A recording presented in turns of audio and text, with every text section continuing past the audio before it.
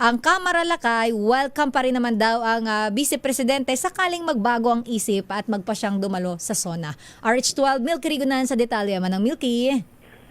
Sister Ella at Lakay, welcome sa Kamara at handang pagkalooban ng kaukulang courtesy si Vice President Sara Duterte sakaling ang magbagong isip nito at magpasya na dumalo sa SONA ni Pangulong Bongbong Marcos sa Lunes, July 28. Ayon kay Attorney Princess Abante, spokesperson ng Kamara, bukas ang Kongreso hindi lamang kay VP Sara kundi maging sa lahat ng mga opisyal ng gobyerno na gustong dumalo at makinig sa SONA ni Pangulong Marcos.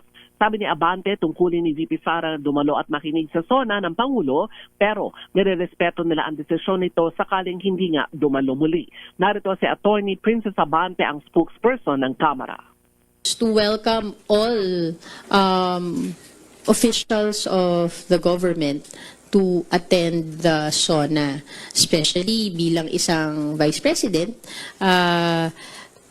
Dapat din kasama rin naman sa kanyang tungkulin na makinig sa magiging report ng ating presidente. The House of Representatives is ready to welcome for her to attend and listen to the report of the president.